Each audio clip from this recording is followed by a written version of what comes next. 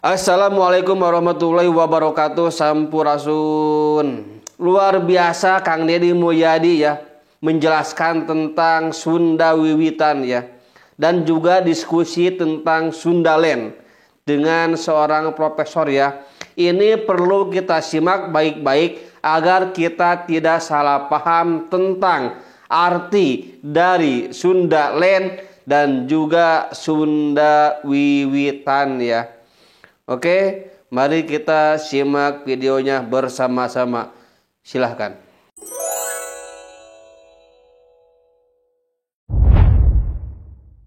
Frap, nih setiap daerah itu punya yang disebut dengan kearifan. Nah, kearifan itu menjadi nilai. Nilai itu kan menjadi tradisi. Tradisi menjadi kebudayaan. Nah, kalau Jepang itu kan antara kebudayaan dengan agama bersatu, menjadi Shinto kan. Kemudian Cina sama. Nah, di Nusantara dulu setiap daerah itu kan punya kearifan, kebudayaan, dan di dalamnya nilai keyakinan. Ya. Orang Jawa punya kejawen. Ya. Keharingan Kalimantan ya? Keharingan itu Kalimantan Keharingan. Orang Sunda itu punya Sunda Wiwitan. Nah, menjelang pilkada kemarin Sunda Wiwitan itu menjadi sesuatu yang sangat luar biasa. Karena orang punya pemahaman saya ini adalah penganut agama Sunda Wiwitan. Okay. Yang benar itu adalah saya orang yang melaksanakan pola hidup, kemudian tata cara hidup berdasarkan nilai-nilai kesundaan yang diwariskan oleh leluhur saya. Yang itu disebutnya Sunda Wiwitan. Gitu loh. Gitu kan? Cuman saya bersyariat Sunda. Ada syahadatnya, ada sholatnya, ada zakatnya, ada puasanya, ada hajinya gitu loh. Tetapi kan dalam pandangan saya nggak ada salah dong saya ngajarin Sunda Wiwitan. Buat rumah ada unsur bambunya, menghadapnya ke utara dan ke selatan, dikasih jendela di timur dan di barat. Ada dapurnya, ada perapiannya, ada ruang tamunya yang tidak boleh dicampur dengan ruang tengah atau ruang keluarga. Itu Sunda ajaran arsitektur. Nanti waktu saya liatin bangunan rumah saya seperti itu. Nah, kemudian bagaimana hidup bertetangga, bagaimana kalau ada saya nanam padi saya selamatan, tetangga saya undang, saya motong ayam, lebaran saya motong kambing. Saya kalau dapat rezeki saya selamatan, saya motong kambing. Saya juga kalau dapat musibah saya masih selamatan juga, motong kambing juga. Kita mulai dari Sunda. Sunda sendiri menurut profesor apa sih? Kalau dari segi arkeologi, kata Sundaland itu sebenarnya daratan yang bergabung dari Semenanjung Malaya sampai ke sisi barat Nusa Tenggara Barat.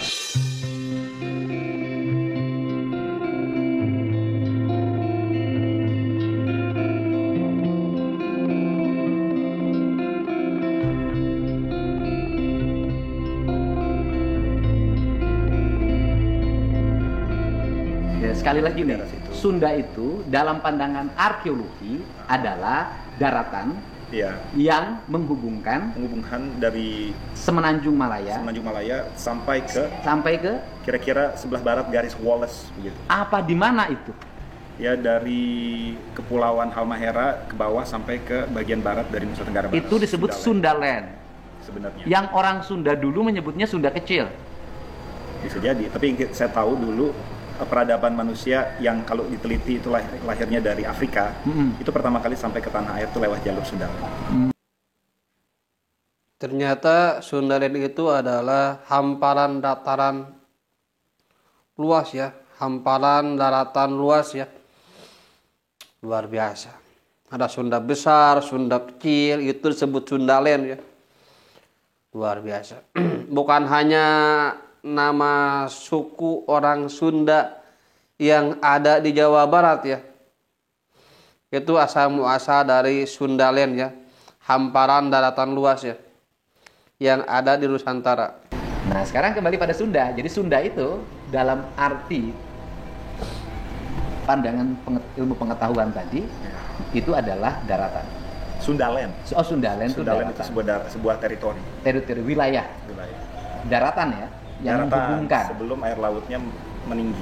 Oh, berarti Jawa itu dulu Sunda kalau dari sisi bahasa tadi, dari sisi arkeologi. Ya, bukan hanya Jawa berarti. Kalimantan itu Sunda, Bali itu Sunda, sebagian. Nusa Tenggara Timur itu Sunda. Ya, sampai Sumatera itu Sunda. Yes. Dari sisi Sundaland. Bahasa, Sundanya namanya Sundaland. Ya. Jadi kalau ada salah seorang tokoh budaya yang mengatakan Sundaland itu sampai India, gitu, itu benar dari sisi kurang tahu. Kurang tahu. Itu bedanya kalau ilmuwan. Saya kurang tahu. Mungkin bukan bidang saya. Oke. Nah, kemudian, sekarang dari Sunda, Sundalen kayak tadi. Kemudian ke Sunda Wiwitan. Apa itu Wiwitan? Nah, ini mungkin saya mau ditanyakan Didi. Apa itu Sunda Wiwitan? Ya kalau dalam saya Wiwitan itu artinya memulai, awal. Jadi Sunda Wiwitan itu sistem hidup masyarakat pada sebuah wilayah yang mengajarkan tentang nilai-nilai kearifan hukum yang berlaku pada lingkungan itu. Ya gitu tadi, kayak bikin rumah itu harus pakai kolong, gitu kan, harus dikasih jendela timur dan barat, menghadapnya ke utara dan ke selatan, tujuannya agar matahari masuk kan. Kemudian ada ruangnya, ada tamu tidak boleh masuk ke ruang tengah karena bersifat privasi. Dapur harus lebih gede karena menyimpan kekayaan di situ. Berarti bukan hanya mengatur hubungan vertikal dari yang spiritual dengan yang, malah nggak ada spiritual, semuanya hubungan horizontal. Karena kalau di Wiwitan itu kan hubungannya hanya hubungan horizontal. Jadi baik dengan alam, baik dengan manusia, maka dia baik dengan Tuhan. Makanya kan di Sunda Wiwitan kan tidak ada, orang kalau nyebut itu agama, kan tidak ada tempat ibadahnya. Karena seluruh alam ini adalah tempat dia beribadah. Menarik. Setiap perbuatan kebaikan yang memberikan manfaat bagi alam, lingkungan, dan manusia adalah perbuatan ibadah. Nah itulah kalau ketika masuk ajaran Islam dari sisi syar'i, makanya mudah banget karena tidak ada perlawanan spiritualitas. Jadi gini, kalau ke tempat lain yang punya tempat ibadahnya bisa jadi ada perbenturan peradaban ya. Karena di sini ada rumah ibadah, di sini ada rumah ibadah. Karena di sini tidak ada rumah ibadah, seluruh hamparan bumi ini tempat ibadah. Maka begitu masuk nggak ada problem juga.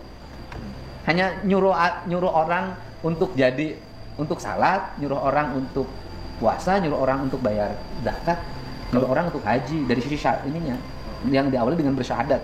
Kang Didi merasa ada benturan atau dianggap tidak membenturkan? Sebenarnya selama ini tidak pernah ada perbenturan. Toh orang yang tinggal di desa dia mengajarkan ajaran Wiwitan dalam sebuah tradisi kehidupan, tidak pernah ribut dengan syariat Islam. Kan menjadi ada benturan sekarang aja ketika ada kapitalisasi politik itu aja. Di tradisi nggak ada, selama ini nggak pernah ada ribut.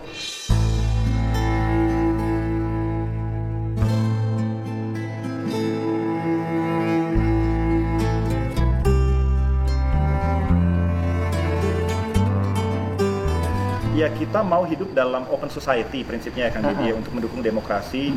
Dan open society itu adanya jaminan akan kebebasan orang untuk menyampaikan pendapatnya, kebudayaannya, mendiskusikannya, pluralitas pola pandang hidup seperti itu sebenarnya. Nah, ini ada nih. Dan kemudian kan ada menjadi pertanyaan menarik. Ketika kita hidup di alam ini, kan harus ada kebudayaan yang mengatur tentang hubungan alam. Ya.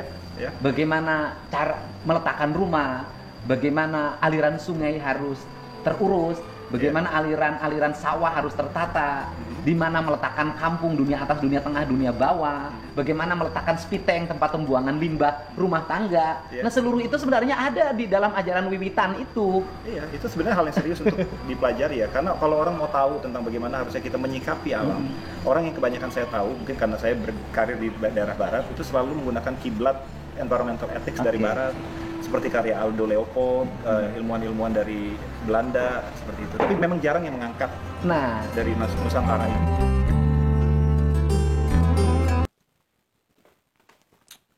Oke, kita tadi sudah mendengar ya bagaimana percakapan Kang Dede Mulyadi bersama Profesor Bagus Mulyadi ya tentang Sundalen dan juga tentang Sunda Wiwitan.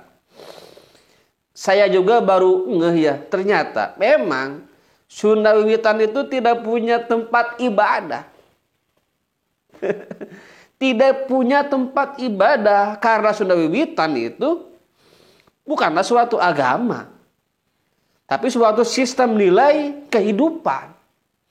Bagaimana rumah itu menghadapnya kemana, jendela kiri kanan, ada kolongnya, bagaimana dapurnya, bagaimana perairannya, spitengnya, ya. cara hidup antar orang, antar manusia, sistem nilai kehidupan. Kalau di tempat-tempat lain mungkin ada tempat ibadah ya, tapi memang di Sunda itu tidak ada tempat ibadah. Sehingga ketika Islam masuk, hampir semua orang Sunda itu memeluk Islam karena tidak ada perlawanan antara nilai Sunda dan keislaman. Islam mengajarkan sholat, zakat, puasa, ibadah haji. Tidak ada perlawanan, tidak ada kontradiksi, perbedaan gitu antara Sunda dan Islam, sehingga gampang masuk Islam di Sunda. Sekarang Islam dipolitisasi. Sunda wiwitan itu musyrik. Yang padahal Sunda wiwitan bukanlah suatu agama, bukanlah suatu kepercayaan, tapi suatu sistem nilai. Karena memang kita dulu tidak mengenal ketuhanan. Jadi caranya yaitu dengan menghormati itu alam yang telah memberikan kita kehidupan.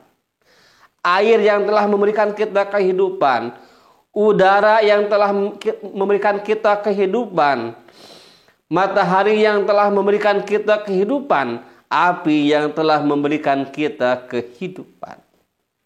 Datang Islam, oh ternyata ada zat yang maha esa, yang maha kuasa, yang mengatur alam ini. Lebih logika lagi, lebih bisa dicerna lagi oleh orang Sunda. Akhirnya semua orang Sunda itu memeluk agama Islam. Karena kita tidak ada tempat untuk beribadah, tempat untuk menyembah. Ya. Luar biasa. Ya. Semoga Jawa Barat di tangan Kang Deddy Mulyadi ya lebih bersinar, lebih maju, lebih istimewa. Wassalamualaikum warahmatullahi wabarakatuh.